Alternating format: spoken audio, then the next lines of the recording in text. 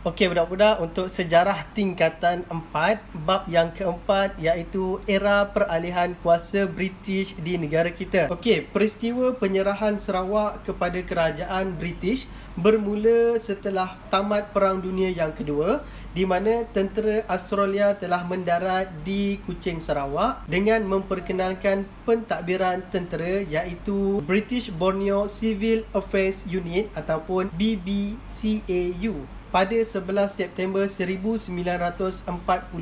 Okey, seterusnya pada 1 Julai 1946, Vanner Brooke telah menyerahkan Sarawak kepada kerajaan British. Penyerahan ini telah mendapat tentangan yang sangat hebat daripada masyarakat tempatan di Sarawak. Jadi, apakah faktor yang menyebabkan Vanner Brooke menyerahkan Sarawak kepada kerajaan British? Antaranya ialah yang pertama, masalah pewarisan takhta. Yang kedua, desakan daripada kerajaan British. Dan yang ketiga, masalah kewangan yang berlaku di Sarawak. Penyerahan Sarawak kepada kerajaan British telah mencetuskan dua reaksi yang berbeza. Okey, reaksi yang pertama ialah reaksi yang menentang penyerahan Sarawak dan reaksi yang kedua ialah reaksi yang menyokong penyerahan Sarawak kepada kerajaan British. Okey, golongan yang menentang penyerahan Sarawak kepada kerajaan British antaranya ialah Datu Patinggi Abang Haji Abdillah. Golongan ini menentang penyerahan Sarawak atas beberapa faktor, antaranya ialah oleh itu, terdapat pelbagai bentuk bantahan dan penentangan dalam kalangan penduduk tempatan di Sarawak.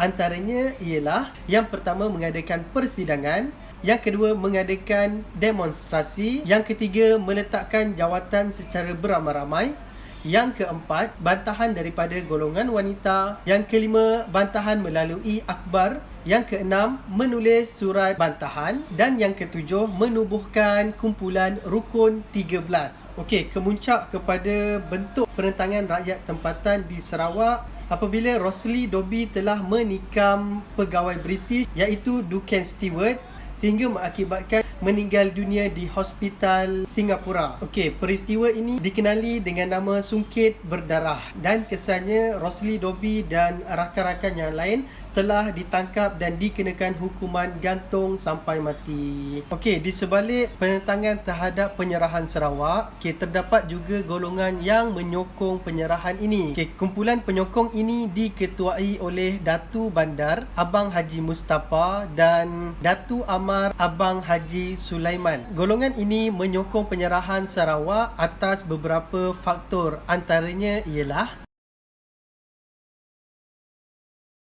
okey, seterusnya penyerahan Sabah kepada kerajaan British. Seperti yang kita ketahui, pentadbiran di Sabah dikuasai oleh Syarikat Borneo Utara British ataupun SBUB. Oleh itu, apakah faktor yang menyebabkan SBUB menyerahkan pentadbiran kepada kerajaan British? Antaranya ialah yang pertama, memenuhi permintaan British. Yang kedua, meneruskan dasar British dalam hubungan luar. Dan yang ketiga, masalah kewangan SBUB. Okey, SBUB telah menandatangani satu perjanjian dengan kerajaan British pada 26 Jun 1946. Secara automatiknya, pentadbiran Sabah telah dikuasai oleh kerajaan British. Penyerahan ini memberi makna Sabah telah ditadbir oleh seorang gubernur yang bertindak sebagai ketua kerajaan. Gubernur British yang pertama di Sabah ialah Sir Edward Twining.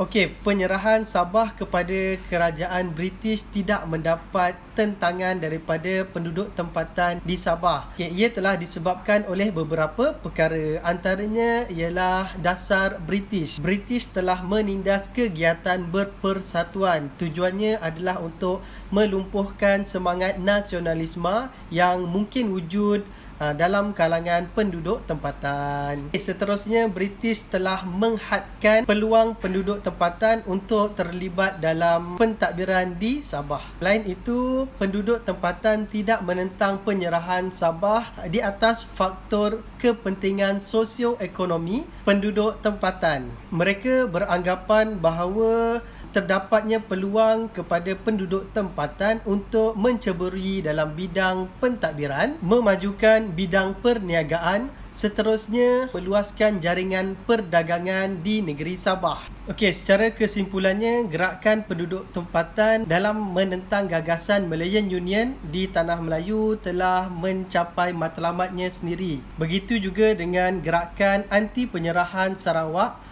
yang telah mendapat impak yang agak berbeza dengan Tanah Melayu. Sementara itu, penyerahan Sabah kepada British tidak mendapat apa-apa penentangan dalam kalangan penduduk tempatan. Hal ini telah menyebabkan berlakunya gelombang kebangkitan nasionalisme serta anti penjajah dalam kalangan penduduk.